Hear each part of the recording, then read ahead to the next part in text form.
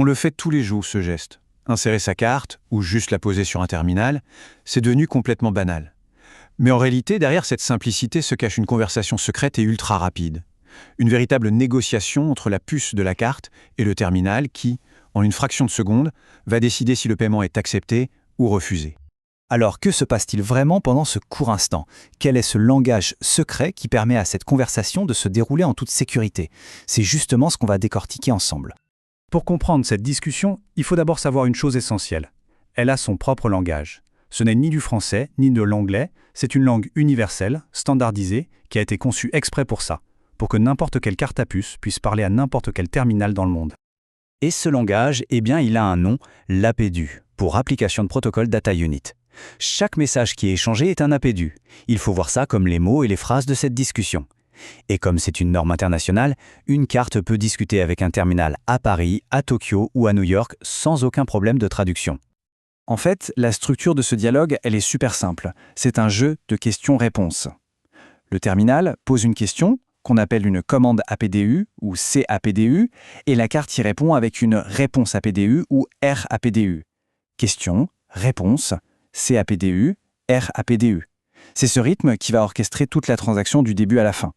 Et attention, chaque question posée par le terminal est d'une précision chirurgicale. Une CAPDU est structurée avec un en-tête qui dit de quel type de commande il s'agit, la commande exacte comme par exemple lire au enregistrement, et des paramètres pour la qualifier. C'est comme si on donnait un ordre ultra détaillé pour être certain qu'il n'y ait aucune ambiguïté possible. Bon, maintenant qu'on connaît la langue, comment est-ce que ça commence, cette conversation? Eh bien, comme dans la vraie vie, tout part d'une poignée de main. La carte et le terminal doivent d'abord faire connaissance. Cette poignée de main se fait en 3 temps. D'abord, la sélection. Le terminal demande à la carte, en gros, « t'es qui toi ?» Visa, Mastercard. Ensuite, l'initialisation. Une fois l'application choisie, le terminal demande « OK, de quoi as-tu besoin pour qu'on puisse continuer ?» Et enfin, la lecture. Le terminal lit les premières infos sur la carte pour préparer la suite des opérations. Et c'est là que ça devient vraiment fascinant. Parce que, contrairement à ce qu'on pourrait imaginer, ce n'est pas du tout le terminal qui mène la danse. Non, non. Dès cette étape, c'est la carte qui prend les rênes. C'est elle qui dicte au terminal la liste précise des informations dont elle a besoin pour évaluer le risque. En gros, c'est la carte qui fixe les règles du jeu. Une carte Visa, par exemple, va utiliser ce qu'on appelle un PDOL pour donner sa liste d'exigences au terminal. Elle va demander des infos critiques comme le montant, la devise, le pays du terminal et même un numéro aléatoire pour être sûr que la transaction est bien unique. Et tant que la carte n'a pas obtenu ses réponses, on ne va pas plus loin. Une fois que tout le monde s'est présenté, on entre dans le vif du sujet. La phase la plus critique, le parcours de sécurité. C'est le moment où la carte et le terminal vont se tester mutuellement pour voir s'ils peuvent vraiment se faire confiance. Le tout premier test répond à une question simple mais fondamentale. Est-ce que la carte physique est authentique? C'est le rôle de ce qu'on appelle l'authentification des données hors ligne, ou ODA. C'est une sorte de signature numérique qui prouve que la carte n'est pas un clone. Et le plus fort, c'est que tout ça se fait en local, sans avoir besoin d'une connexion Internet. Bien sûr, cette méthode d'authentification a dû évoluer pour avoir toujours une longueur d'avance sur les fraudeurs. Au début, on avait la signature statique, SDA, assez basique. Puis est arrivée la dynamique, DDA, bien plus maligne contre le clonage. Et aujourd'hui, le top du top, c'est la combinée, CDA, qui est une vraie forteresse numérique. Ok, super, la carte est authentique, c'est vérifié. Mais maintenant, la deuxième grande question, la personne qui tient la carte, est-ce que c'est bien la bonne ? C'est le deuxième grand test de sécurité, la méthode de vérification du porteur, ou CVM. Là, il s'agit de vérifier l'identité de l'utilisateur. Et pour ça, il y a plusieurs options. Le fameux code PIN en ligne, celui qui est envoyé à la banque.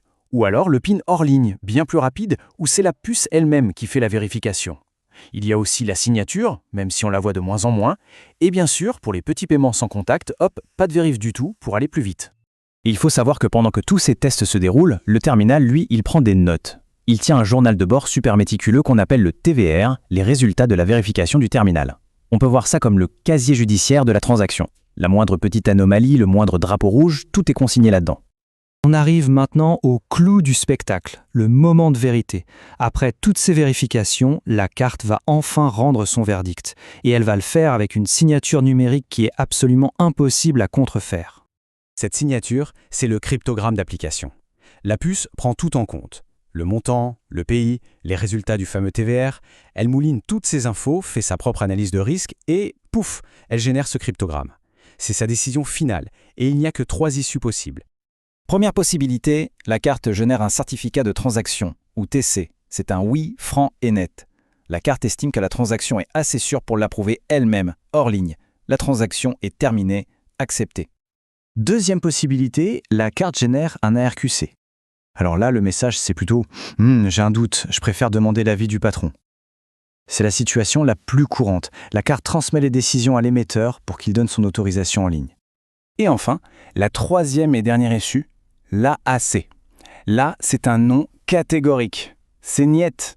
La carte a détecté un risque bien trop élevé et elle refuse la transaction sur le champ sans même consulter la banque. La transaction est immédiatement annulée. Mais on peut se demander comment être sûr qu'un fraudeur ne peut pas intercepter ce cryptogramme et s'en resservir. C'est là qu'intervient une petite merveille de simplicité, le compteur de transaction ou ATC. Chaque carte a un compteur interne qui augmente de 1 à chaque paiement. Ce numéro est inclus dans le calcul du cryptogramme. Résultat, chaque signature est unique et ne peut être utilisée qu'une seule fois. C'est une protection toute bête, mais diablement efficace. Donc, si on résume, toute cette avalanche de commandes, de vérifications, de calculs cryptographiques ultra complexes, tout ça se produit à une vitesse folle, juste pour nous offrir une expérience qui, elle, est d'une simplicité enfantine. Il faut bien réaliser que toute cette conversation, cette négociation de sécurité en plusieurs étapes, se déroule en moins d'1 seconde. C'est une chorégraphie technologique d'une complexité incroyable qui se joue à chaque paiement. Et tout ça nous amène à une question pour l'avenir. La demande pour plus de rapidité, elle ne cesse de grandir.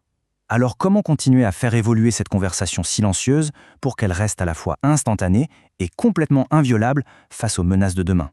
La réponse à cette question, eh bien, elle définira la sécurité de tous nos futurs échanges.